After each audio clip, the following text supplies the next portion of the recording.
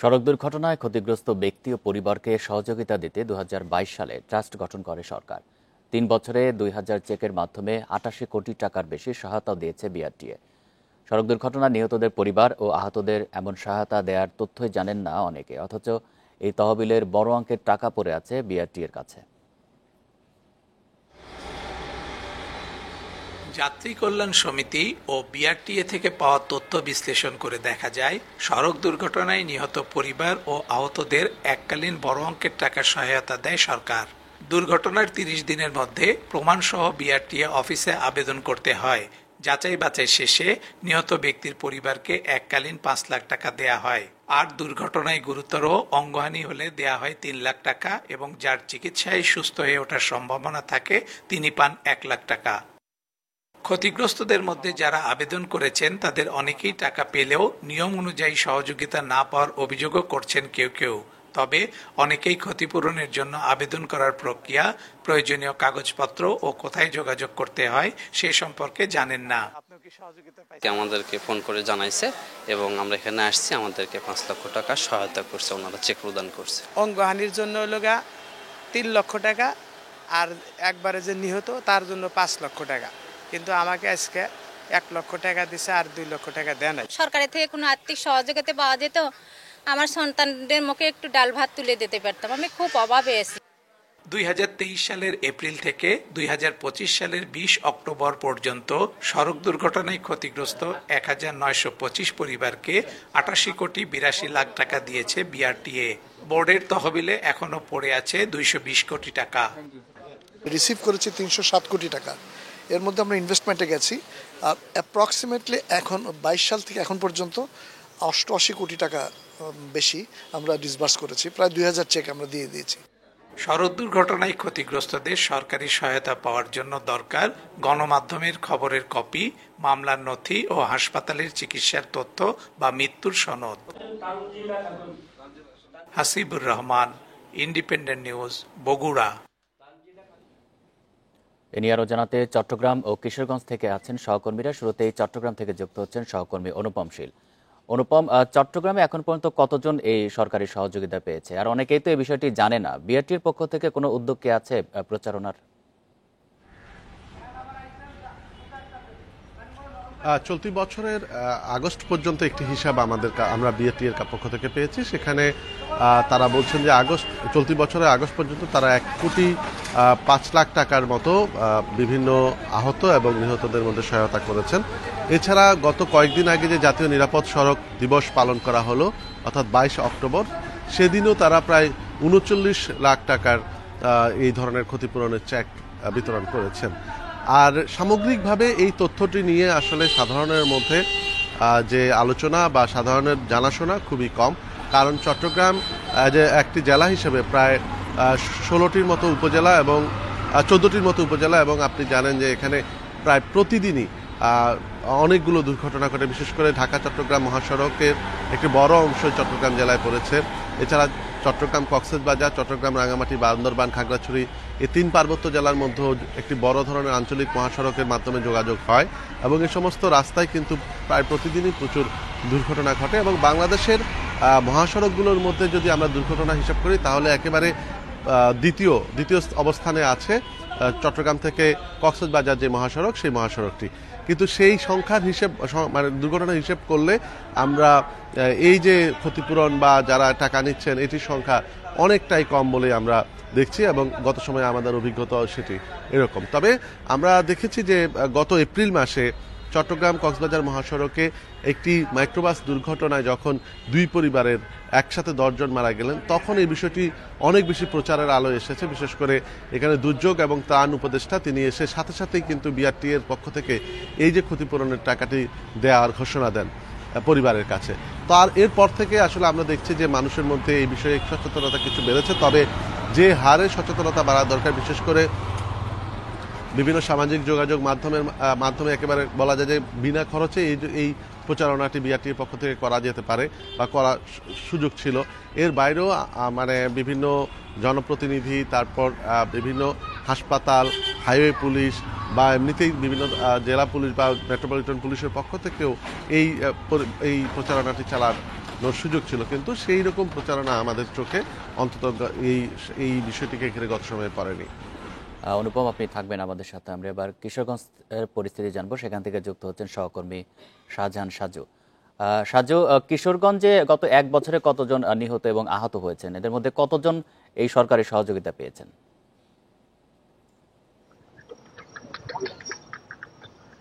দেখুন, আমি বিআরটি এর যে সহকারী পরিচালক আছেন কিশোরগঞ্জের কামরুজ্জামান, তার সাথে কথা বলেছি। তিনি যেটা বলেছেন যে গত এক বছরেরও কিছু বেশি সময়ের মধ্যে কিশোরগঞ্জের নিহত 11 জনকে এই যে সরকারি সহযোগিতা, যে অর্থ সহযোগিতা, সেটা দেওয়া হয়েছে। আর এই পর্যন্ত কিশোরগঞ্জে ধরেন গত এক বছরে আহত বা নিহতের সংখ্যা, এটার সঠিক পরিসংখ্যান আসলে একটু ব্যত্যয় আছে বিভিন্ন জায়গায়। পুলিশের কাছে একরকম, বিআরটিএতে একরকম, বা হাসপাতালগুলোতে একরকম। তো এটার সংখ্যা কিন্তু অনেক। আমি যদি আপনাকে এই বিষয়টা একটু বলি যে এই যে নিহত বা আহতের জন্য যে সরকারি বরাদ্দ, এই বরাদ্দের বিষয়টি আসলে সাধারণ জনগণের মধ্যে আসলে এটার সচেতনতার অভাব আছে। আর এটার কিছু রুলস আছে। যেমন আমি আপনাকে যদি বলি যে যখন দুর্ঘটনাটা ঘটলো, একজন নিহত হলেন কিংবা আহত হলেন, তো এই এক মাসের মধ্যেই তার সঠিক যে প্রমাণপত্র, সংবাদ মাধ্যমের বিভিন্ন কাগজ বা ওই হাসপাতালের কাগজ, পুলিশের কাগজ, যিনি নিহত হয়েছেন তার বেলায় ময়না তদন্তের কাগজ, এগুলি এক মাসের মধ্যে নিয়ে বিআরটিএতে আবেদনটা করতে হয়। এই বিষয়টা আসলে সাধারণ মানুষ জানেন না, এটা প্রচারণার অভাব রয়েছে। কারণ যে হারে আসলে সরকারি সাহায্যটা পাচ্ছে, এর চেয়ে অনেক বেশি কিন্তু আসলে দুর্ঘটনা ঘটে থাকে। তো এই যে প্রচারণার জন্য এটা পাচ্ছেন না। যারা নিহত তাদের পরিবার 5 লক্ষ টাকার পর্যন্ত সরকারি সহযোগিতা পায়, যারা আহত আছেন তারা সর্বোচ্চ 3 লক্ষ টাকার মতো সরকারি সহযোগিতা পায়। এই যে 5 লক্ষ টাকার নিহতের পরিবার পায় বা সর্বোচ্চ 3 লক্ষ টাকা আহতরা পায় চিকিৎসার জন্য, এই বিষয়টি আসলে প্রচারণার মাধ্যমে সাধারণ জনগণকে জানানোটা খুবই দরকার, এবং এই উদ্যোগটা কিন্তু সরকারের পক্ষ থেকে নিতে হবে। আমি যে বিআরটি এর যে সহকারী পরিচালক কামরুজ্জামান, তিনি যে কথাটা বলেছেন যে আসলে আমরা যতটুকু আমাদের পরিসরে পারছি আমরা সেই প্রচারণাটা করছি, কিন্তু আসলে আরো ব্যাপকভাবে এটা আসলে করা দরকার, এটা তিনি নিজেও স্বীকার করেছেন। আর আমরা যারা গণমাধ্যম কর্মীরা আছি, আমরা আসলে নিজেরাও জানি যে এটা প্রচারণা আসলে হচ্ছে না। এটা সামাজিক যোগাযোগ মাধ্যম, গণমাধ্যম এবং সরকারের পক্ষ থেকে বিভিন্ন মহলে এটা প্রচারণা করা দরকার। তবেই এই সড়ক দুর্ঘটনায় যারা নিহত তাদের পরিবারও টাকা পাবেন এবং যারা আহত তাদেরও পরিবার টাকা পাবেন। চট্টগ্রাম এবং কিশোরগঞ্জ থেকে জানাচ্ছেন আমাদের সহকর্মীরা। 15 নভেম্বরের মধ্যে নির্বাচনের সব প্রস্তুতি শেষ করতে বিভিন্ন মন্ত্রণালয় ও বাহিনীগুলোকে নির্দেশ দিয়েছেন প্রধান উপদেষ্টা। এছাড়া দেশের ভেতরে বাইরের ষড়যন্ত্র যে কোনো মূল্যে ঠেকানোর তাগিদও দিয়েছেন তিনি। নির্বাচন বিষয়ে সরকারের প্রথম সমন্বয় সভায় এসব নির্দেশনা দেওয়া হয়। প্রেস সচিব জানিয়েছেন, নিরাপত্তার জন্য 92,500 সেনা মোতায়েন থাকবে নির্বাচনের আগে পরে। জাতীয় নির্বাচন ঘিরে যমুনায় বুধবারের এই সমন্বয় সভা। প্রধান উপদেষ্টার সভাপতিত্বে এতে অংশ নেন স্বরাষ্ট্র উপদেষ্টা, পুলিশ প্রধানসহ সরকারের বিভিন্ন স্তরের গুরুত্বপূর্ণ ব্যক্তিরা। পরে গণমাধ্যমকে প্রেস সচিব জানান, নির্বাচন সংক্রান্ত সব প্রস্তুতি দ্রুত শেষ করার নির্দেশ দিয়েছেন প্রধান উপদেষ্টা। ট্রেনিংটা যাতে আরও এফেক্টিভ ট্রেনিং হয় এবং এই বিষয়ে ট্রেনিং রিলেটেড যতগুলো ভিডিও আছে এটা খুব দ্রুত যাতে এটা ইলেকশন কমিশনের ওয়েবসাইটে বা টিভি, স্টেটন টিভি, বিটিভিতে এটা আসে, সে বিষয়েও চিফ অ্যাডভাইজার বারবার বলেছেন এবং এটা খুব দ্রুত এই কাজটা করার কথা। মানে এই রিলেটেড প্রিপারেশনগুলো খুব দ্রুত পসিবলি বাই 15 নভেম্বরের মধ্যে নেওয়ার জন্য বলা হয়েছে। শফিকুল আলম আরও জানান, পতিত স্বৈরাচার ও তার দোসররা চায় না এদেশে সুষ্ঠু নির্বাচন হোক। এজন্য পরিস্থিতি অস্থিতিশীল করার সব চেষ্টাই করা হবে। এমন চক্রান্ত যে কোনো মূল্যে ঠেকানোর তাগিদ দেন অধ্যাপক ইউনূস। নির্বাচন বানচালের জন্য ভিতর থেকে বাইরে থেকে অনেক শক্তি কাজ করবে। ছোটখাটো না বড় শক্তি নিয়ে বানচালের চেষ্টা করবে। হঠাৎ করে আক্রমণ চলে আসতে পারে। এই নির্বাচন চ্যালেঞ্জিং হবে। যত ঝড় ঝঞ্ঝাই আসুক না কেন, আমাদের সেটা অতিক্রম করতে হবে। প্রেস সচিব আরও জানান, নির্বাচনে পুলিশ, আনসার ছাড়াও ৯২,৫০০ সেনা মোতায়েন থাকবে। এছাড়া রাহিনুল ইসলাম রিঙ্কু, ইন্ডিপেন্ডেন্ট নিউজ, ঢাকা। জুলাই সনদ বাস্তবায়ন ছাড়া ফেব্রুয়ারিতে নির্বাচন হওয়ার সুযোগ নেই বলে মন্তব্য করেছেন এনসিপির আহ্বায়ক নাহিদ ইসলাম। বলেন, জুলাই সনদ বাস্তবায়ন ও গণহত্যার বিচার প্রক্রিয়া শেষ করে নির্বাচনের দিকে যেতে হবে। বুধবার সন্ধ্যায় রংপুরে নেতাকর্মীদের সঙ্গে মতবিনিময় শেষে সাংবাদিকদের কাছে এসব কথা বলেন তিনি। নাহিদ আরও বলেন, এককভাবে নির্বাচনের জন্য চলছে দল গোছানোর কাজ। আপাতত কোনো জোটে যাওয়ার পরিকল্পনা নেই এনসিপি। বর্তমান নির্বাচন কমিশনের অধীনে সুষ্ঠু, অবাধ ও নিরপেক্ষ নির্বাচন নিয়ে সন্দেহ প্রকাশ করেন তিনি। তবে শাপলা প্রতীক পাওয়ার বিষয়ে আশা রয়েছে নাহিদের। কেউ এককভাবে সরকার গঠন করতে চাইলে তা টেকসই হবে না বলেও মনে করেন নাহিদ। মানে জুলাই সনদ বাস্তবায়ন না হলে তো নির্বাচন হওয়ার কোনো সুযোগই নেই। জুলাই সনদ এবং বিচার রোডম্যাপ দিয়ে তারপরে নির্বাচনের দিকে যেতে হবে।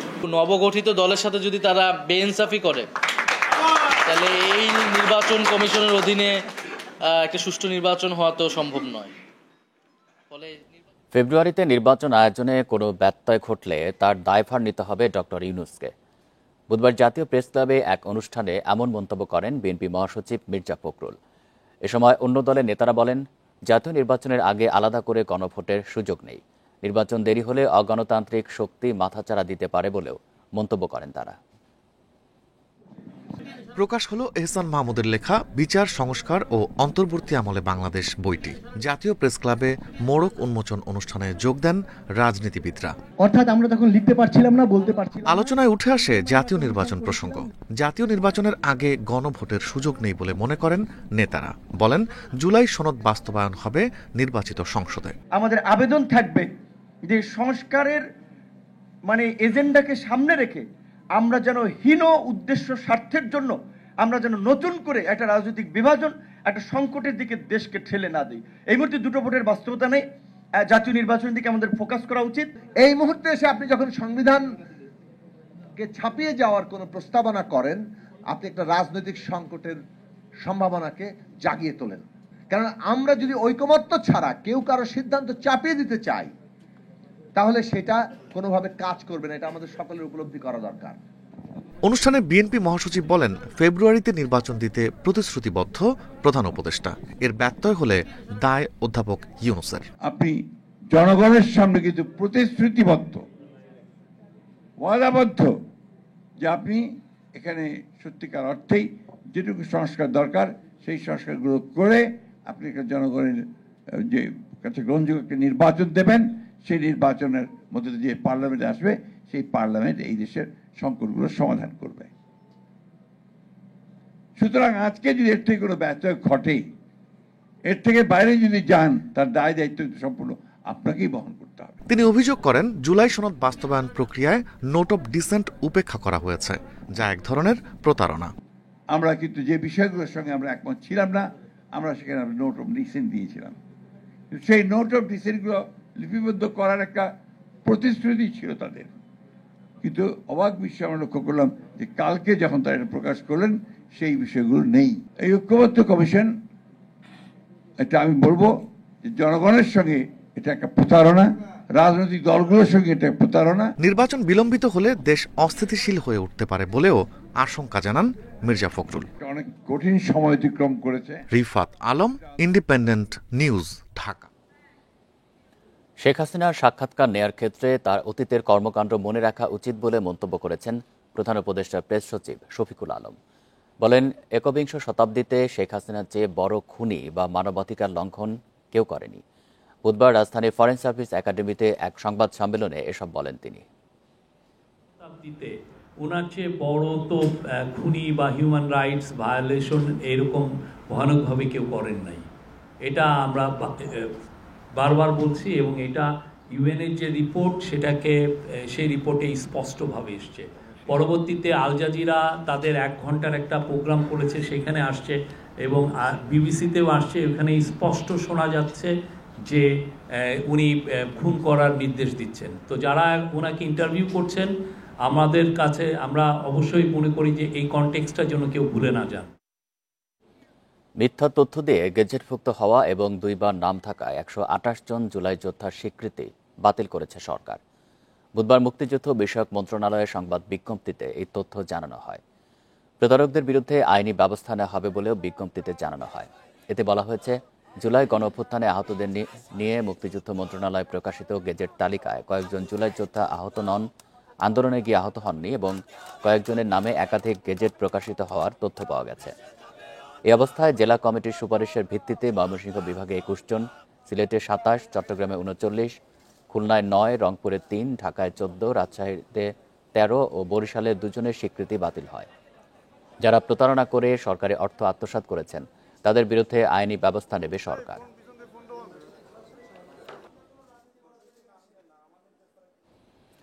মারাত্মক বায়ু দূষণের কবলে 2 বিভাগীয় শহর রাজশাহী ও খুলনা। নিয়ম না মেনে উন্নয়ন কর্মকাণ্ড, নির্বিচারে গাছ কাটা, জলাশয় ভরাট করা, ফিটনেসবিহীন যান চলাচল, ত্রুটিপূর্ণ বর্জ্য ব্যবস্থাপনা সহ নানা কারণে বাড়ছে দূষণ। বিশেষ করে শুষ্ক মৌসুমে বাতাসের মান কমছে আশঙ্কাজনক হারে। একসময় নির্মল বায়ু শহর হিসেবে পরিচিত পদ্মাপাড়ের রাজশাহী নগরী এখন বায়ু দূষণের কবলে। বরেন্দ্র উন্নয়ন স্বেচ্ছাসেবী সংস্থার এক সাম্প্রতিক গবেষণা বলছে, শহরের রেলগেট ও বন্ধগেট এলাকায় বায়ুতে স্বাস্থ্যের জন্য ক্ষতিকর অতি ক্ষুদ্র বস্তুকণা PM2.5 এর মান গত বছর 76 থাকলেও এবছর তা বেড়ে হয়েছে 105।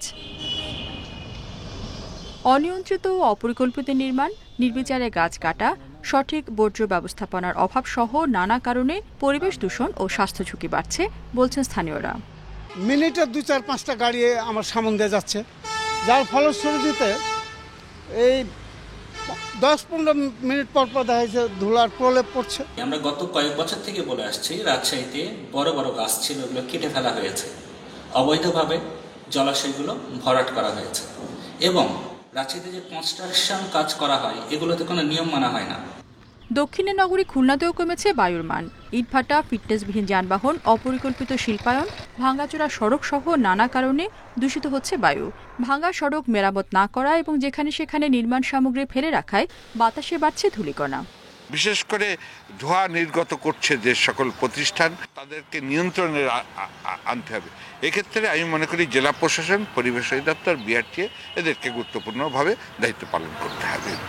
পরিবেশ অধিদপ্তর বলছে, শুষ্ক মৌসুমে বায়ুর মান কিছুটা কমে। দূষণে জড়িতদের বিরুদ্ধে নানা পদক্ষেপ নেওয়ার কথা জানালেন কর্মকর্তা।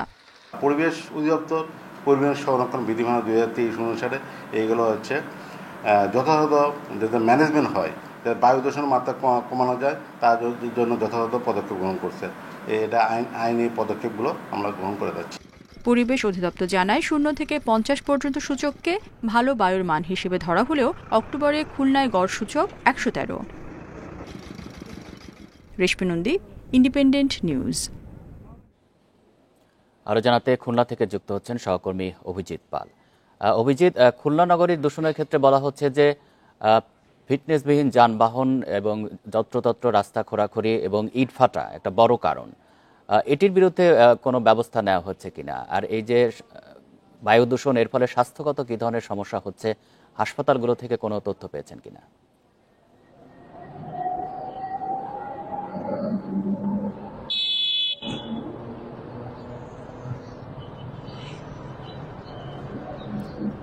অভিজিৎ, শুনতে পাচ্ছেন? একটু জানাবেন বায়ু দূষণের ফলে কি ধরনের সমস্যা সাধারণ মানুষের মধ্যে হচ্ছে, হাসপাতালগুলো থেকে কোনো তথ্য পেয়েছেন কিনা? আর নানা কারণে তো এই বায়ু দূষণটি হচ্ছে, প্রশাসন থেকে কোনো ব্যবস্থা কি নেওয়া হচ্ছে?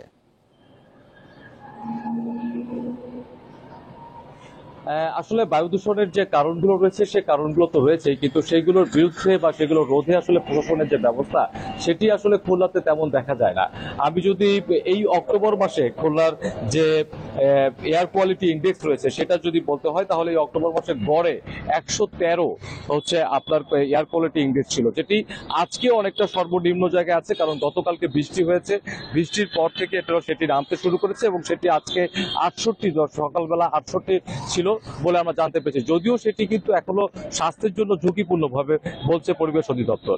আর এই বিষয়গুলোর কারণ হিসেবে আমরা যখন পরিবেশবিদ এবং সাধারণ নাগরিক এবং পরিবেশ অধিদপ্তরের সাথে কথা বলেছি, তারা বলেছেন যে আসলে যে পরিমাণে নির্মাণ সামগ্রীর কার্যক্রম চলে এবং রাস্তাঘাটে যেখানে সেখানে যেভাবে বালি এবং নির্মাণ সামগ্রী রেখে দেওয়া হয়, এছাড়াও হচ্ছে যেখানে সেখানে ময়লা আবর্জনা ফেলা এবং যে বালি এবং ধূলিকণা রয়েছে, যার কারণেই কিন্তু এই বায়ু দূষণের পরিমাণ বাড়ছে।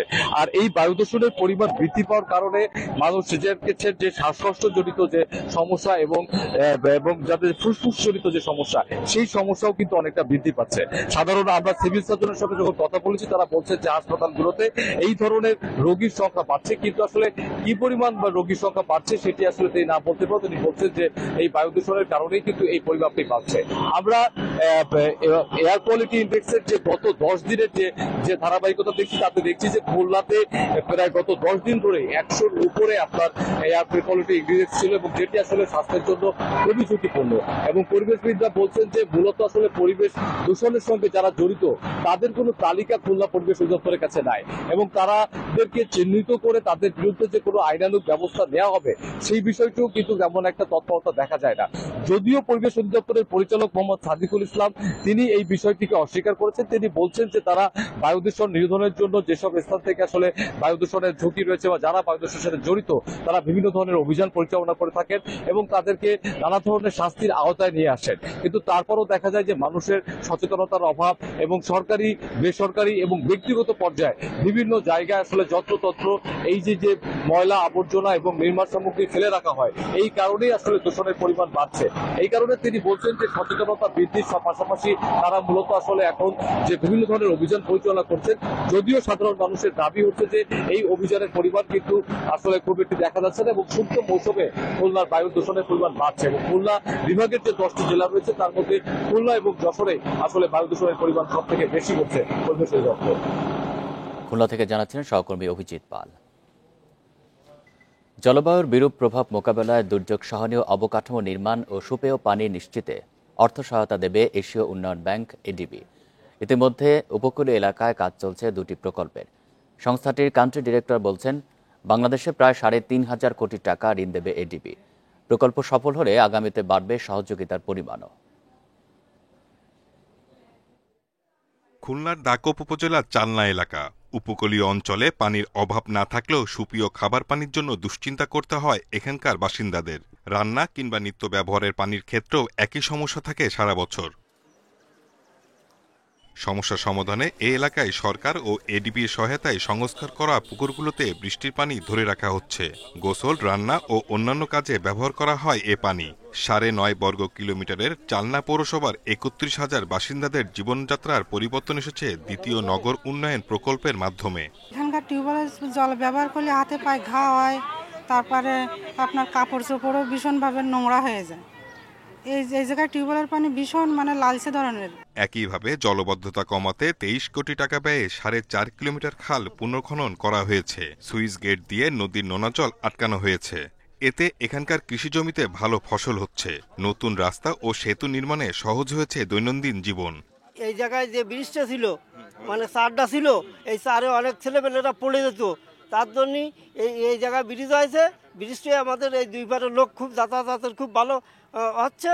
জলবায়ু অভিঘাতের ঝুঁকিতে থাকা পটুয়াখালী পৌরসভায় টেকসই সাইক্লোন সেন্টার নির্মাণ করা হয়েছে। এখানকার রাস্তা, ড্রেন সঠিকভাবে নির্মাণে বর্ষায় পানি জমে থাকে না। এখন সেই আমাদের এই সড়ক ড্রেন হওয়ার ফলে পানিটা আমাদের দ্রুত ডিসচার্জ হয়ে যাচ্ছে এবং এখানে সুন্দর একটা পরিবেশ তৈরি হয়েছে। উপকূলীয় 22টি শহরে বাস্তবায়ন হচ্ছে এডিবির কোস্টাল টাউন ক্লাইমেট রেজিলেন্স প্রকল্প। জলবায়ু অভিঘাত থেকে রক্ষা করে স্থানীয় মানুষের জীবনযাত্রার মান উন্নয়ন এ প্রকল্পের মূল উদ্দেশ্য। বাংলাদেশের সাধারণ মানুষের জীবনযাত্রার মান উন্নয়নে প্রয়োজনীয় সহায়তায় আগ্রহী এডিবি। প্রকল্পের আওতায় যেসব উন্নয়ন হয়েছে তা সামগ্রিক অর্থনীতির প্রবৃদ্ধির সম্ভাবনা তৈরি করবে। প্রকল্পটিতে আর্থিক ও কারিগরি সহায়তা দিচ্ছে এডিবি। বাস্তবায়ন করছে স্থানীয় সরকার প্রকৌশল বিভাগ। জলবায়ু ঝুঁকিতে থাকা বিশ্বের শীর্ষ 10টি দেশের মধ্যে বাংলাদেশের অবস্থান। প্রতি বছর খুলনা, বরিশালের উপকূলীয় অঞ্চলে জলবায়ুর বিরূপ প্রভাবের শিকার মানুষ ও প্রকৃতি। সমস্যা সমাধানে সরকারের পাশাপাশি বিভিন্ন উন্নয়ন সংস্থার আন্তরিকতা সবচেয়ে বেশি জরুরি, অভিমত বিশেষজ্ঞদের। Shahid Ahmed, independent news, Dacope, Khulna.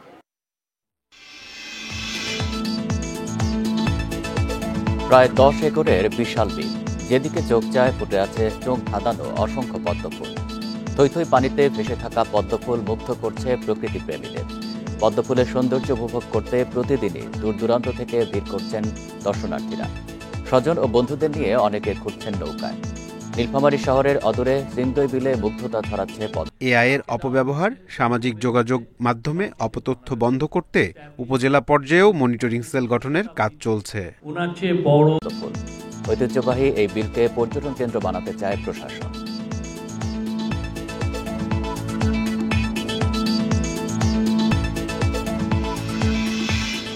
এ নিয়ে প্রতিবেদন থাকছে সংবাদে। এক ব্যক্তির নামে সর্বোচ্চ 10টি মোবাইল সিম থাকতে পারবে। শনিবার থেকে এই নিয়ম কার্যকর বলে জানান বিটিআরসি চেয়ারম্যান এমদাদুল বারী। বুধবার বিকেলে রাজধানীর বিটিআরসি কার্যালয়ে সংবাদ সম্মেলনে এসব তথ্য দেন তিনি।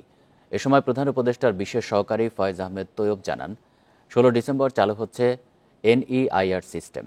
এতে বন্ধ হবে অবৈধ মুঠোফোনের মাধ্যমে অপরাধ কর্মকাণ্ড। দেশে মোবাইল ফিনান্সিয়াল সার্ভিসেস বা MFS এর মাধ্যমে যে জালিয়াতির ঘটনা ঘটে তার 73% অবৈধ মুঠোফোন হয়। এছাড়া দেশের সব মোবাইল ফোন ডিভাইসের 38% নিবন্ধনের বাইরে। এসব নিয়ন্ত্রণে ন্যাশনাল ইকুইপমেন্ট আইডেন্টিটি রেজিস্টার চালু করতে যাচ্ছে বিটিআরসি, যা চালু হবে আগামী 16 ডিসেম্বর থেকে। প্রধান উপদেষ্টার টেলিযোগাযোগ বিষয়ক বিশেষ সহকারী জানান, এতে কমবে অবৈধ মুঠোফোনের ব্যবহার, বাড়বে সরকারের রাজস্ব। অবৈধ ফোন আমদানির কারণে প্রতি বছর প্রায় 500 কোটি টাকার রাজস্ব ক্ষতি হয়। NEIR কার্যকর হলে এই ক্ষতি ধীরে ধীরে কমে আসবে। এই সময়ের মাধ্যমে তারা আমদানির এই চক্রটাকে বন্ধ করতে পারবেন, একেবারে ধীরে ধীরে সীমিত করে আমরা যখন শুরু করব তখন তারা শূন্যের কোঠায় নিয়ে আসতে পারবেন। এ সময় বিটিআরসির চেয়ারম্যান জানান, 1 নভেম্বর থেকে একজন ব্যক্তি 10টির বেশি সিম রেজিস্ট্রেশন করতে পারবেন না। ইতোমধ্যে মোবাইল সিম কোম্পানিগুলোকে নির্দেশনাও দেওয়া হয়েছে বলে জানান তিনি। রেজিস্ট্রেশন বায়োমেট্রিক ভেরিফিকেশন করা হয়, এতে করে একটা নিয়মতান্ত্রিকতা এসেছে, পুরোপুরি যে থেমেছে তা না। অপারেটরদেরকে আমরা বলেছি 1 নভেম্বর থেকে তারা অতিরিক্ত সিম ফোর্সফুলি তারা ডিঅ্যাক্টিভেট করবে। এটা চলতে থাকবে ডিসেম্বরের শেষ নাগাদ। সরকারের এই উদ্যোগকে স্বাগত জানিয়েছে mobile phone industry owners association of Bangladesh এবং association of mobile telecom operators of Bangladesh. তারা বলেন, এতে দেশীয় মোবাইল উৎপাদন শিল্প আরও সুরক্ষিত হবে।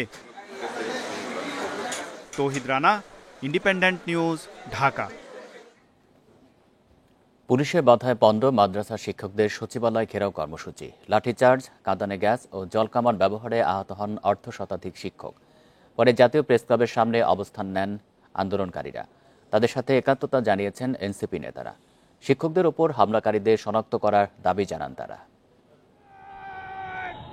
টানা আন্দোলনেও দাবি পূরণ না হওয়ায় সচিবালয় ঘেরাও করতে যান ইবতেদায়ী মাদ্রাসার শিক্ষকরা। কাছাকাছি পৌঁছানোর আগেই বাধা দেয় পুলিশ। ছত্রভঙ্গ করতে ছাড়া হয় কাঁদানে গ্যাস। লাঠিচার্জ ও জলকামান ব্যবহারে আহত হন অর্ধশতাধিক শিক্ষক। পুলিশ বাহিনী আমাদের এই মানুষ গড়ার কারিগর শিক্ষকদের উপরে অতর্কিতভাবে হামলা চালাইছে, সাউন্ড গ্রেনেড মারাইছে। আমরা যাদেরকে পড়াইছি তারা বুয়েটের ছাত্র, আমরা যাদেরকে পড়াইছি তারা ভার্সিটির ছাত্র, তারা কিভাবে ওখানে বসে দেখে আমাদের করুণ হাল। পুলিশ জানায় 17 দিন ধরে অবস্থান কর্মসূচি চললেও বাধা দেয়া হয়নি। সচিবালয়ের নিরাপত্তার স্বার্থে বল প্রয়োগ করা হয়েছে। দেশের সচিবালয়কে তো ওনারা বারবার যাচ্ছেন, মাননীয় প্রধান উপদেষ্টার কার্যালয়ে গেছেন, তো ওনাদের যে বিষয়গুলো এটা মোটামুটি 95% বা 6% হয়ে গেছে। 1090টা ইবতেদায়ী মাদ্রাসা যেগুলো এমপিভুক্তকরণের বিষয়টা এটা মোটামুটি হয়ে গেছে, শুধু প্রজ্ঞাপনের অপেক্ষায়। প্রেস ক্লাবের সামনে আন্দোলনরত শিক্ষকদের সাথে একাত্মতা জানায় এনসিপি। হামলার বিচার দাবি করেন নেতারা। ফ্যাসিবাদের সময় যে অন্যায়ের বিপক্ষে দাঁড়াতেন সেইটা কি আপনার ভুল পদক্ষেপ ছিল নাকি আজকে আপনার ভুল পদক্ষেপ, সেটা আপনি ক্লিয়ার করবেন।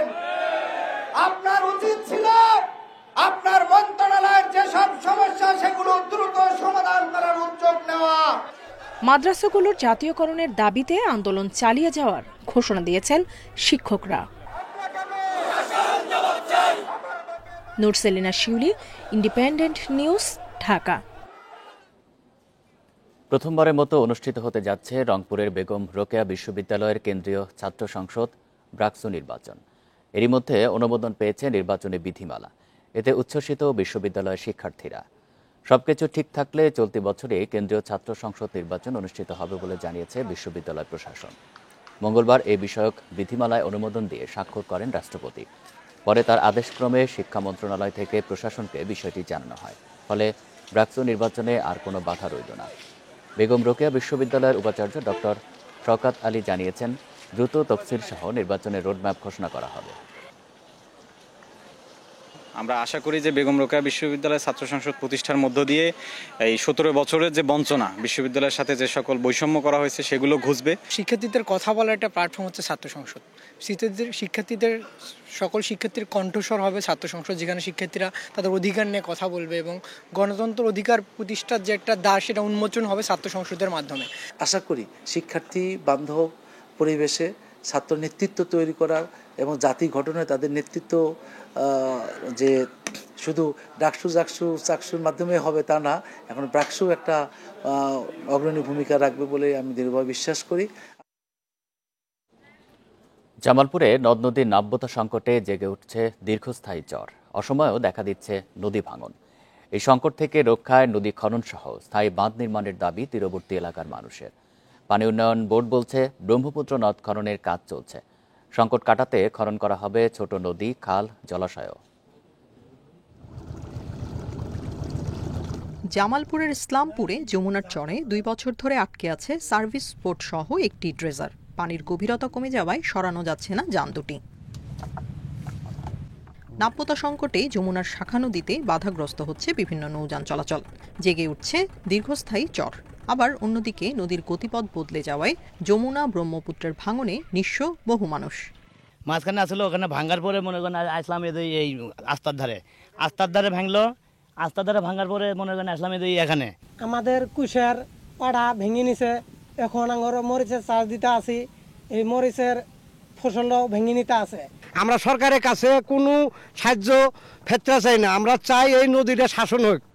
নদী খনন ও 2 তীরে বনায়নের উদ্যোগের তাগিদ নদীরক্ষা কমিশনের সদস্যদের। পানি উন্নয়ন বোর্ড জানায়, ব্রহ্মপুত্র খননের কাজ চলছে। এছাড়াও খনন হবে অন্যান্য শাখা নদী ও খাল জলাশয়। নিয়ম হলো 40 বছর পর পর নদী খনন করার কথা। এবং পাশাপাশি এই যে গত সরকারের আমলেও আমরা দেখেছি জামালপুর ব্রহ্মপুত্র নদীর 3000 কোটি টাকা বরাদ্দ হয়েছিল নদী খননের নামে, কিন্তু নদী খনন হয় নাই। পুরাতন ব্রহ্মপুত্রটা তো বিআরডব্লিউটি এর মাধ্যমে খনন চলমান রয়েছে। পাশাপাশি অন্যান্য ঝিনাইটা বিআরডব্লিউটি খননের প্রক্রিয়া গ্রহণ করেছে। এর পাশাপাশি অন্যান্য কিছু জলাশয় এবং ছোট নদী, খাল খননের জন্য আমাদের পানি উন্নয়ন বোর্ডের একটা প্রকল্প গ্রহণ করা হয়েছে। 64 জেলায় বেশ কিছু ছোট নদী, খাল ও জলাশয়ের খনন কাজের জন্য নাম প্রস্তাব করা হয়েছে। এই কার্যক্রমের মাধ্যমে নাব্যতা ফিরবে, জানায় পানি উন্নয়ন বোর্ড। Independent news. নীলফামারী জেলা শহরের অদূরে সিংদই বিলে মুগ্ধতা ছড়াচ্ছে পদ্মফুল। দূর দূরান্ত থেকে এই পদ্মফুল দেখতে ছুটে আসছেন দর্শনার্থীরা। সিংদই বিলকে পর্যটন কেন্দ্রে পরিণত করার উদ্যোগের কথা জানিয়েছে স্থানীয় প্রশাসন। এদিকে ঠাকুরগাঁয়ে বিলুপ্তির পথে ফুলের রানী পদ্ম। চাষাবাদ পরিবর্তন সহ মানুষের চাহিদা বৃদ্ধি পাওয়ায় ধ্বংস হচ্ছে এই ফুল।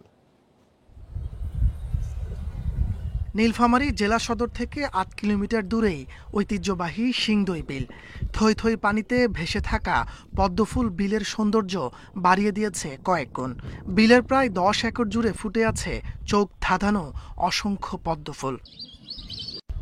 পদ্মফুলের সৌন্দর্য উপভোগ করতে প্রতিদিনই ছুটে আসছেন শত শত দর্শনার্থী। স্বজন ও বন্ধুদের নিয়ে অনেকে ঘুরছেন নৌকায় করে, মুঠোফোনে বন্দি করছেন চোখ জোড়ানো দৃশ্য।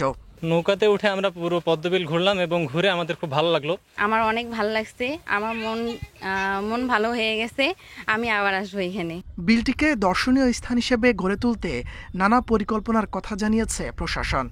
কচুরি পানা সরিয়ে যেন পদ্ম ফুলের যেন বিকাশ ঘটে, সমৃদ্ধি ঘটে, এই উদ্যোগটা আমরা নিয়েছি। কিছু নতুন মানের নৌকা আমরা ওখানে ছাড়বো, আর এইটা আমরা জেলা পরিষদ থেকে করে দেওয়ার আমরা উদ্যোগ নিয়েছি। ঠাকুরগাঁও সদর উপজেলার জামালপুর, হরিপুরের ডাঙ্গিপাড়া বিল, টুলটুলিয়া বিলে এবারও ফুটেছে সাদা পদ্ম। তবে দিন দিন নানা প্রতিকূলতায় আজ তা হুমকির মুখে। তাই সরকারিভাবে তা সংরক্ষণের দাবি দর্শনার্থীদের। অনেক দূর দূর দূরান্ত থেকে আসে লোকজন, আবার ফুল টুল তুলে নিয়ে যায়, খুব সৌন্দর্য লাগে। আমাদের মাঠে পদ্ম ফুল হতো অনেক, আগে অনেকই হতো, এখন চাষাবাদ করছে, এখন আর হচ্ছে না। জলাশয়গুলো সংরক্ষণ করা গেলে পদ্ম ফুল রক্ষা করা যাবে বলে জানিয়েছেন এই উদ্ভিদবিদ। যদি আমরা জলাশয়গুলোকে সংরক্ষণ করতে পারি তাহলে আমাদের ঠাকুরা জেলায় যারা ভ্রমণ পিপাসু ব্যক্তি আছেন তারা এর সৌন্দর্য উপভোগ করতে পারবেন। তো আমাদের উচিত হবে জলাশয়গুলোকে সংরক্ষণ করা। জলাশয় রক্ষা ও স্থানীয়দের মধ্যে সচেতনতার মাধ্যমে পদ্ম ফুলের অভয়ারণ্য রক্ষা করা যাবে বলে মনে করছেন স্থানীয়রা। তাপস সরকার, ইন্ডিপেন্ডেন্ট নিউজ। এই ছিল এখনকার সংবাদে। ধন্যবাদ সবাইকে।